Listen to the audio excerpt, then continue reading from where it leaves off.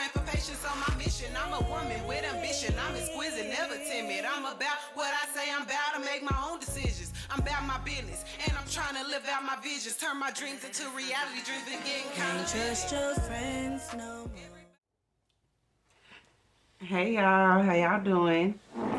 Thank y'all for tuning in, giving me our time today. Shout out to y'all.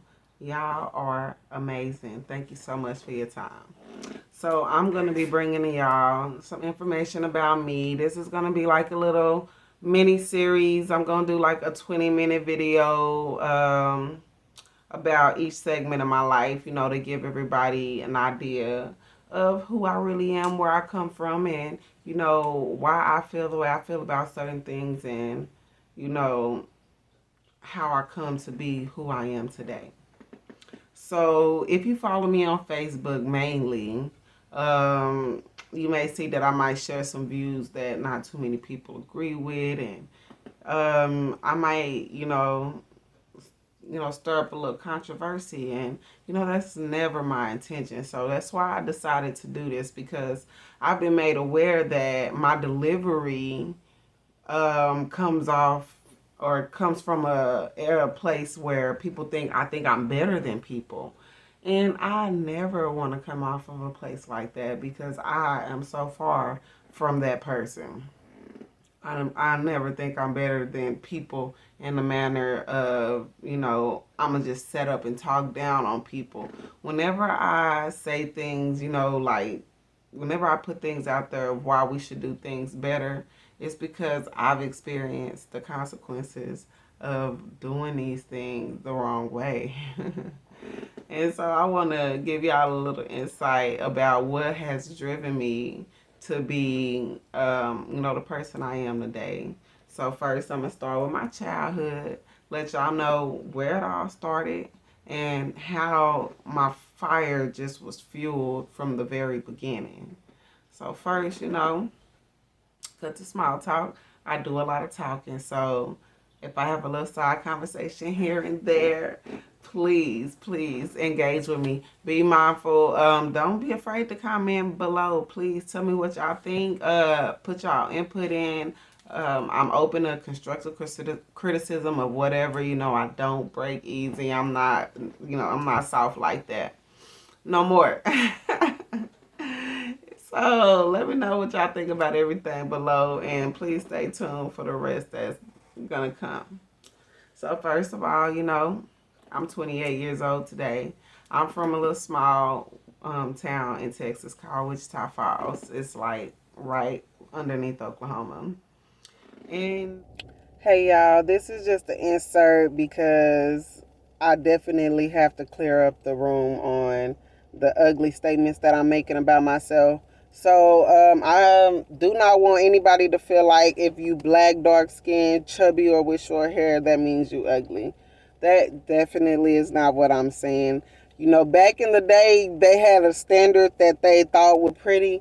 And at that time, although they were saying that I wasn't pretty, I definitely do believe I was a beautiful little girl to picture.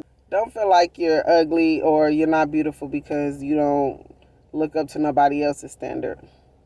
Know that you are beautiful and you deserve to be treated with respect no matter what features you have. I was just trying to paint the picture on how I felt, as a kid. I felt I was that ugly because that's how people made me feel. But I also assumed that the glow up would be apparent because I'm not ugly no more. I came up and I'm her. I am her, okay? And I want everybody to know that, no matter what people say about you, you can always step in your power of beauty once you gain the confidence and realize that you don't live up to nobody else's standard. Let's get back to the video. Sorry. That's a little small country town, little white redneck racist town. Honestly, of course we got the hood. That's all I know is really the hood. And I went through things as a kid. I wasn't necessarily the cute kid, a cute little girl, what they would consider cute. I was dark skinned. I didn't have long hair. I was chubby. And I didn't have nice name brand clothes and stuff, you know. My parents couldn't afford that type of stuff. Unfortunately, we always had a whole bunch of kids in the house. But that's not an issue with me, by the way. I absolutely loved it. I didn't give a damn about anything. I've never gave a damn about material things. I've never been a materialistic person. I just I've been I've been humbled from the beginning because I ain't had shit, and I was okay with it because I had family. You know, I had love. And at school and stuff, you know, the kids, that's when I would find out how ugly I was. When I would be at school and, you know, you start growing and all your friends start getting boyfriends and all the boys looking past you, walk straight there. You know what I'm saying? They make all these suggestions how black and ugly you is. I got bullied so bad by boys. I mean, like, I had a little crush on this guy one time and I wrote him a little letter, one of those "Do you like me? Yes or no" letter, and that nigga circle no so hard on him. He wanted everybody in the class to see him circling no, like. When he gave me that shit, I still seen the smoke on the paper. Like, damn, bro, shit, not that bad. Excuse me. So, you know, I was like, damn, that's fucked up. You know, I honestly had a couple of times in my little young and dumb childhood, didn't have no business trying to talk to no damn little boys, but the little girls was doing it, so I thought that's what I was supposed to be doing. But no boys wanted to talk to me. In fact, they all called me ugly, black, and all that shit. So I just decided to be like a boy anyway. Hell, honestly. I didn't have too many female or feminine women around me to teach me how to be feminine. My mom was a tomboy as well, so you know I didn't have my sisters until later on in life, and I just I just didn't know how to be, you know, a girl. I looked up to my brother. My brother was so popular; everybody loved him. He played football, and you know, he was the shit. So that's who I looked up to. Shit, I was like, I want to be like him. Everybody like him. Everybody messing with my brother. And he cold at football, so I played football. And I tried to dress like them. I started like, if my sisters would have never came in my life, I would probably be a stud, you know. Honestly, I ain't gonna even lie. I could have been because of so much rejection from men that I felt so unworthy of a woman or boys, shall I say, not men. But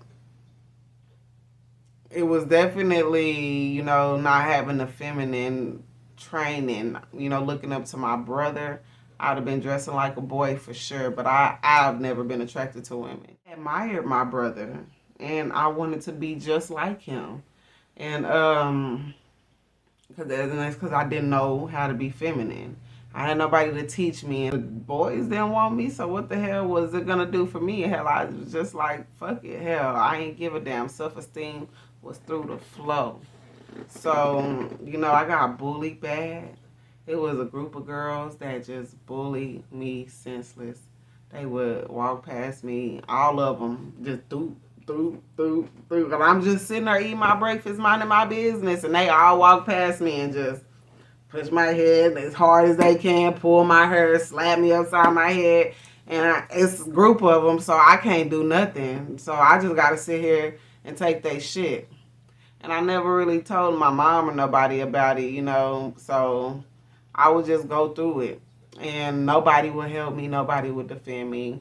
I would just be sitting there, you know, I just cry. Like, shit, what I do to these girls? Why they want to, you know, put their hands on me? What I do to them?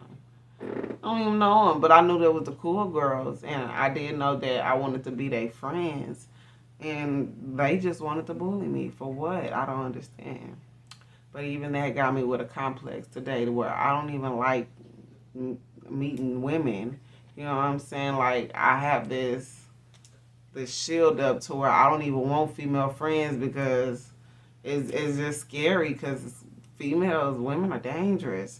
And I want to stop any girl coming up from feeling so low from growing up and being dangerous like that, because when you come from nothing, I even thought about it, as an adult, the girls that bullied me, they didn't have their mamas, and they were living with their grannies, and I don't know what the hell they was really going through some way worse things than what I was going through.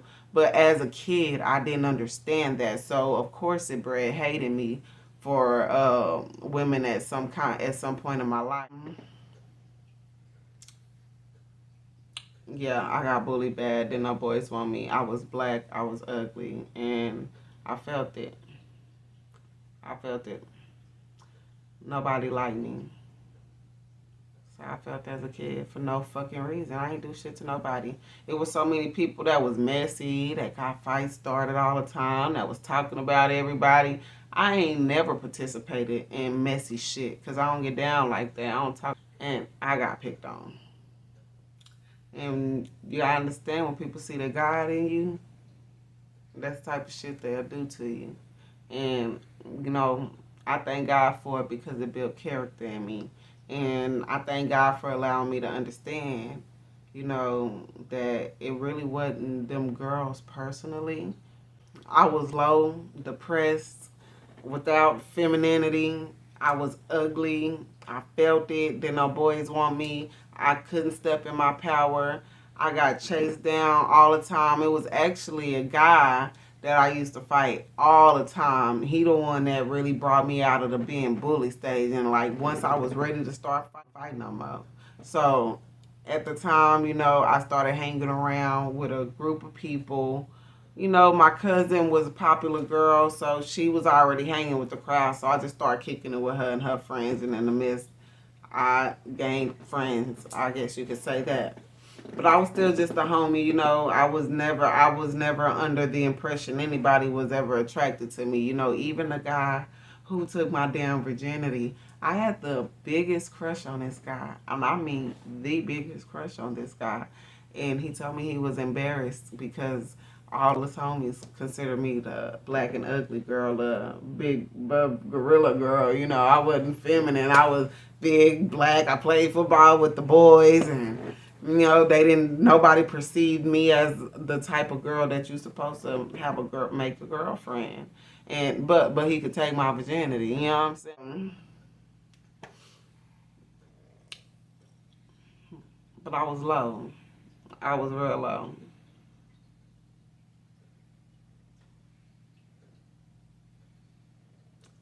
Can't believe that I used to feel that way, and people will make you feel that way.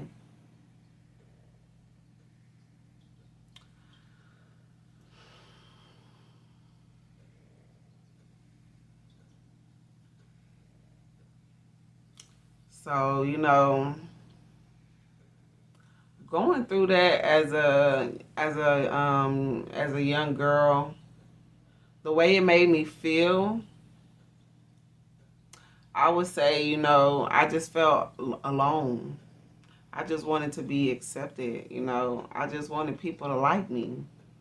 I just wanted to, be able to hang with all the kids that looked like they was having fun. I didn't have friends. Like, I literally had one best friend that was a really good friend, and you know, she moved when we got to junior high. I want to say junior high.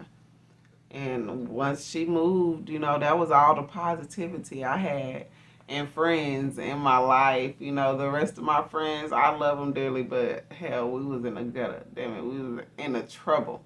All of us. We was doing shit we ain't had no business doing, especially smoking.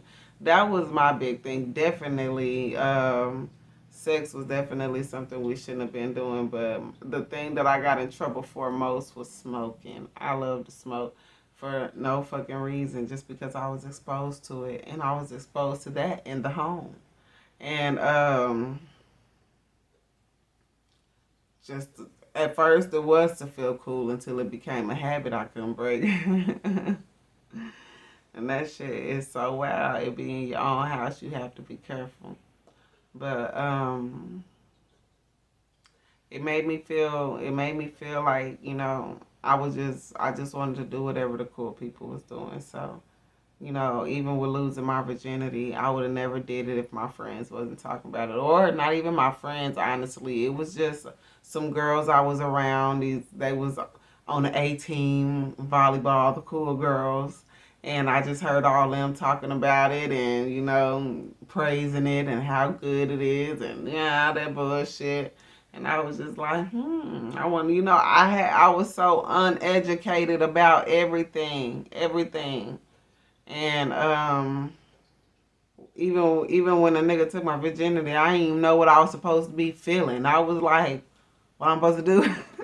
What it's supposed to feel like? The shit definitely wasn't just feeling good and shit. It was definitely hurting. But even after that, when I would I'm gonna get part two coming, and I'm gonna get to the point where I'm telling y'all when I started stepping in to that fake confidence I thought I had. And it was really shitty self-esteem.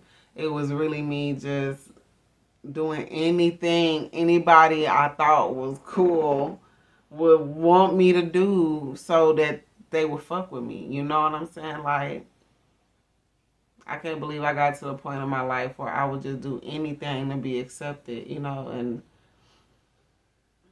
that's a really dark place to be. I don't want nobody to ever be there. It's okay to stand out because the world hated Jesus, baby. When you doing right, they ain't gonna like you, and that's okay. And that's what I didn't understand. I never had nobody set up and break it down to me like, look, this is how the world is. And I can't take it too much from my mama because especially with the bullying part, I didn't express it to her because I also grew up in a time where if you don't go fight, I'm gonna whoop your ass, and I didn't want to be made to go fight. I was scared. I was terrified. Shit. So I just kept it to myself. And that's not a good place to be. You don't force your kids to go fight. I mean, you know what? Back in the day, I think it was all right back then because times were different. But I guess up to date, no, I don't even think it was cool then. Honestly, we shouldn't have never been made to fight. I think an adult should have always been there to be a mediator and make people talk about these issues and why they are fighting, so people can understand their emotions and the pain that they inflicting on people. It amazes me how the adults back then will bring their kids to fight. Even I'm gonna get there. I got so much to say. Hey, I got a story. I got a testimony, and all I gotta say is God is real. God is real because He done brought me through over and over and over again, over and over and over again, and I ain't never been shit. Hey, young black ugly little girl. Nobody ever accepted me. I'm gonna post a picture in this video so y'all can feel me. The little girl that y'all gonna see, nobody liked her. The girls were mean. They fought on me for no reason, chased me home, chased me at little campfire places and shit that we used to hang around as kids. And the boys made sure that I knew that I was ugly and I wasn't a girlfriend. And all the other light-skinned girls, mixed girls, girls with long hair, skinny girls. And I don't have nothing against y'all, by the way. These were the things that boys would, tell me. These are the things that were told to me. Being a little young, chubby, black, bald-headed little girl growing up. It is what it is. I love all black people, and that'll never change. I've always been that way since a little girl. That was something that has never been taught to me either. I always felt like black people, I've always felt like I belong with black people and black people are my people, even though, I went through so much shit with black people. I ain't never felt in place with another group of people. I ain't never felt like I could relate with another group of people. And then, you know, the racism where I'm from really shows, you know, it was like really girls who couldn't date black guys in my school because they parents. Like the racism really showed. Like I seen life differently because white people ran everything when I was a kid. We had black teachers and stuff like that, but it was mainly white people running everything. You go to anything, it's a white person in charge there. You know, it wasn't until I came to the city and seeing so much black excellence going on to where I started realizing I could be more than what I was when I was in that little bitty city, because I mean, I didn't think I could be anybody. And, you know I ain't nobody huge, but I know I am way better than what I used to be. Stay tuned for part 2, y'all. I'm going to tell y'all how I stepped into my fake confidence. That's going to be part 2. Thank y'all for tuning in. I'm getting praying for patience on my mission. I'm a woman with ambition. I'm exquisite, never timid. I'm about what I say. I'm about to make my own decisions. I'm about my business, and I'm trying to live out my visions. Turn my dreams into reality. Dreams been getting kind of. Can't trust your friends no more. Everybody ain't your You friend. know